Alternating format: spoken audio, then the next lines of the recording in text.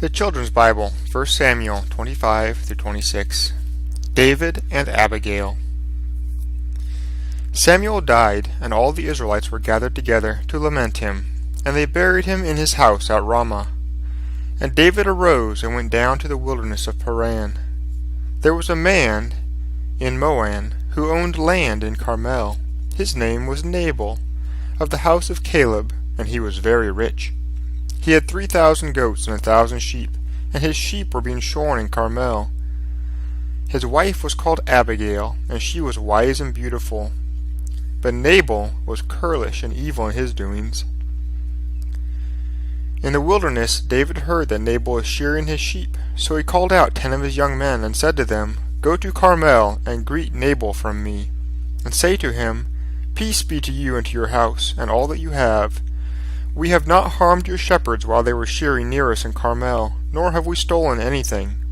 So find favor with these young men, and pray give unto them for themselves and for your son David." The young men came and repeated this to Nabal, but he answered, "Who is this David? And who is the son of Jesse? Many servants break away from their masters nowadays, and shall I take my bread and water, and the meat that I have killed for my shearers, and give it to these men of whom I know nothing?" The young men went back to David, and told him how they had fared. And David said, "Gird on your swords."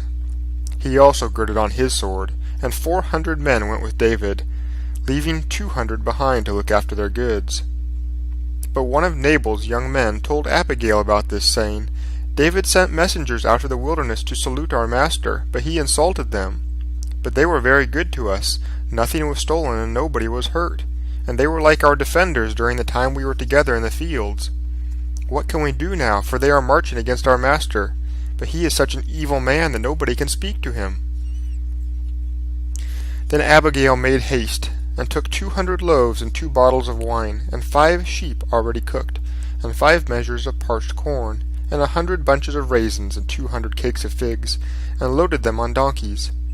She said to her servants, "Go on ahead of me, and I shall follow." But she said nothing of this to her husband. As she rode on the donkey, she met David and his men, and she alighted from her donkey, and fell at David's feet, and bowed to the ground before him, and said, "Listen, I beseech you, to the words of your handmaid. Pay no heed to this Nabal, the son of Belial, for he is a fool. I did not see the young men whom you sent, but I beg of you not to shed blood, nor to avenge yourself upon your enemy, for the Lord will fight your battles, even as you fight the battles of the Lord. And in the day of your triumph, I implore you to remember your handmaid." David said to Abigail, "Blessed be the Lord God of Israel for sending you here, and blessed be your counsel. Had you not come, I would surely have slain Nabal and all his household." Then he accepted her gifts, and said, "Go in peace to your own house, for I will heed your advice." Abigail went back to Nabal, who was holding a feast. He was drunk, so she told him nothing of what had happened. But the next morning, when he was sober, she told him. And Nabal's heart fainted within him, and he became a stone. And it came to pass that about 10 days later the Lord smote Nabal, and he died. When David heard that Nabal was dead, he praised God, and sent for Abigail, intending to marry her. For Saul had given David's wife, Michal, in marriage to Phalli, the son of Laish. When Abigail heard that David wished to marry her, she bowed her face to the ground, and said, "Let me be a handmaid to wash the feet of the servants of my lord."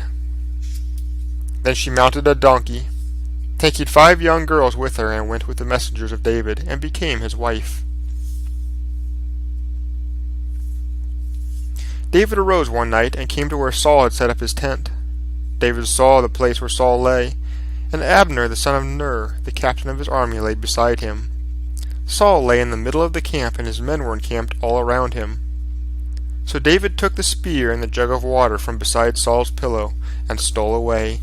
And no man saw him, or knew that he was there, or woke up, for they were all asleep. A deep sleep from the Lord had fallen upon them. Then David went and stood on the top of a hill far off, a long distance from the camp. David cried to the people and to Abner, saying, "Are you not a courageous man? Who is like you in all of Israel? Why then have you not protected the Lord your king? For one of the people came to destroy the king your lord. Look now for the king's spear and the jug of water that was beside his pillow." Then Saul knew David's voice and said, "Is that your voice, my son David?" And David said, "It is my voice, my lord, O king." And he added, "Why does my lord pursue his servant this way? What have I done? What is the evil within me?"